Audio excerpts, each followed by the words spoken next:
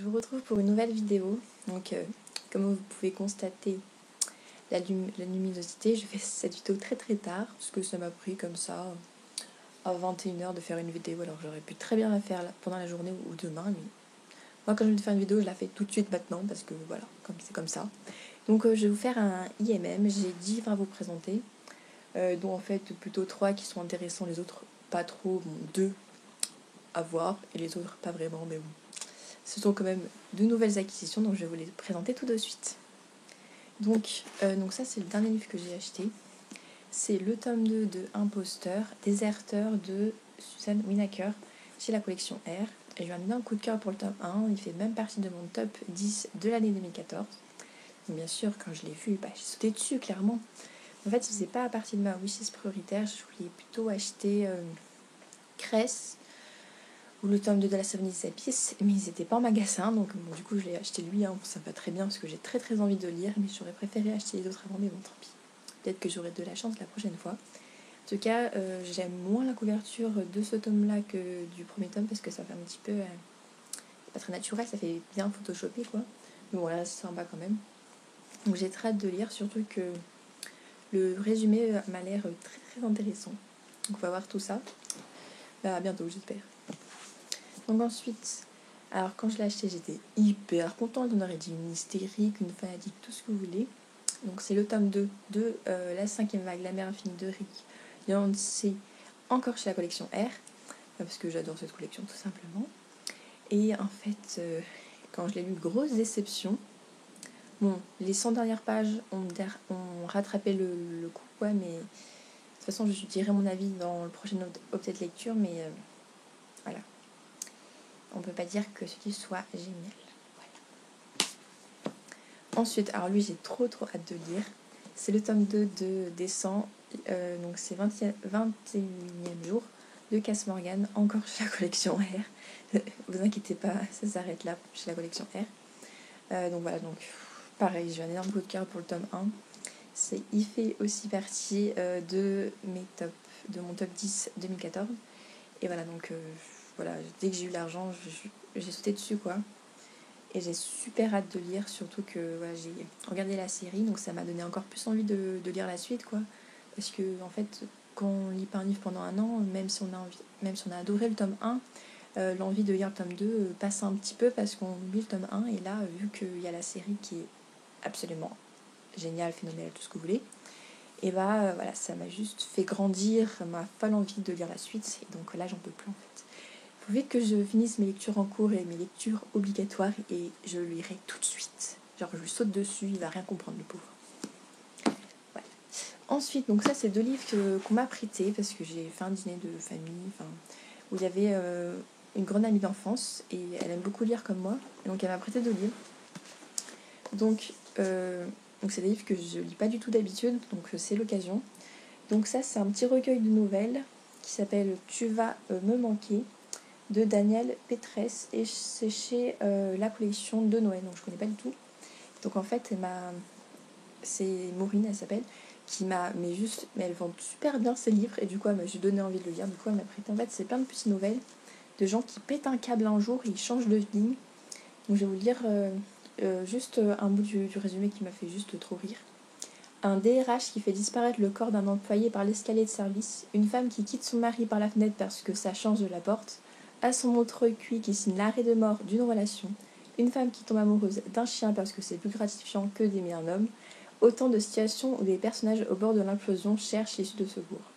Voilà, donc rien que ça m'a juste donné envie de le lire, et puis en plus elle m'a rajouté une couche, donc là c'était cuit, il fallait absolument que je lise, donc elle l'a prêté, et je l'en remercie grandement. Donc elle m'a aussi prêté Puisque rien ne dure de Laurence Tardieu chez les éditions Roman Stock, donc je connais pas non plus. Et alors c'est un de ses livres préférés parce qu'elle m'a dit qu'il était très poignant, qu'elle a versé ses petites larmichettes, et en fait c'est l'histoire, donc c'est un espèce de trailer émotionnel. En fait, du jour au lendemain, une petite fille va disparaître, et on a le point de vue du père et de la mère. Et en gros, on s'immisce vraiment dans leurs pensées, on a toutes leurs émotions en pleine tête. Et elle m'a dit que c'est juste dévastateur et absolument génial. Donc voilà, j'ai très hâte de lire. En plus, il est tout petit, donc ça devrait se lire très très vite. Et donc ensuite, donc ça, c'est 5 livres que j'ai dû acheter pendant ces vacances pour le semestre 2, parce que je suis en lettres modernes à la fac. Et pour la matière littérature générale et comparée, donc pour ce semestre, je dois lire 5 livres et j'en ai déjà lu 2. Comme ça, voilà, je me rattrape, enfin, je prends de l'avance. Donc en premier lieu, j'ai dû acheter Oedipe de Sophocle chez les Deux Poches. Donc ça, en fait, c'est une amie qui m'a donné carrément parce qu'elle l'avait en double. Et donc je l'ai lu et j'ai bien aimé parce que j'adore la mythologie et j'avais envie de savoir un peu plus sur le fameux syndrome d'Oedipe, enfin si on dit syndrome, je sais plus. Et voilà, j'ai trouvé ça très intéressant. Ensuite, donc j'ai dit que je l'ai lu, mais en fait il me reste même pas 20 pages, mais bon, je vais vite le finir. Donc c'est Hamlet de Shakespeare, je l'avais jamais lu, ça m'a étonnée moi-même. Donc c'est chez Librio, théâtre à 2€, donc c'est très rentable. Et j'adore, franchement, j'avais pas du tout aimé Roméo et Juliette du même auteur, ce qui est très étonnant parce que je suis une fleur-bleue de malade, et je pense adorer, et j'ai pas aimé, comme Titanic d'ailleurs, je n'ai pas aimé du tout. Va savoir ce qui se passe dans ma tête, dans mon cœur des fois, hein. Et voilà, donc j'aime beaucoup. Ensuite, donc c'est le prochain livre que je vais lire, c'est Robasson de Daniel Defoe, chez le livre de poche. Donc en fait j'ai lu la version de je ne sais qui, mais le titre c'est Vendredi ou la vie sauvage, donc je pense qu'on l'a tous lu en primaire, je crois, non au collège. On lit pas de livre comme ça en primaire, au collège. Et donc bon, je me rappelle plus trop, donc voilà. J'ai assez hâte de lire parce qu'il me semble que j'avais bien aimé Vendredi ou la vie sauvage. Voilà. Ensuite, lui il me tente trop parce que j'ai une amie qui a fait un exposé dessus en première et elle m'a donné trop envie de le lire. Donc c'est Histoire extraordinaire de Edgar Allan Poe, le fameux, chez Folio Classique. Et donc voilà, j'ai super hâte. Je suis pas trop lecture d'horreur fantastique dans le sens un peu morbide, mais bon, il a l'air pas mal. Donc en fait, c'est des nouvelles. Je pense que ça peut être bien. Par contre, c'est tout petit. Mais bon, ça, il a l'air assez court. Et là, c'est un énorme pavé qu'on doit lire. Je n'avais pas vraiment entendu parler, mais il me tente, mais d'une force. J'ai lu le résumé, en fait c'est un extrait du roman, et j'étais à fond, rien que dans le résumé, alors qu'il fait même pas 10 lignes. Et donc voilà, je sens que je vais adorer. Donc c'est Crime et Châtiment de Dostoïevski. J'arrive jamais à retenir le nom. Quand il faut que je dise son le nom sous les yeux, je te sors Dostoïevski, donc ça veut rien dire. Chez Folio Classique. Donc en fait, le résumé en dit pas beaucoup parce qu'en fait, c'est un extrait du roman, donc ça va pas trop en dévoiler.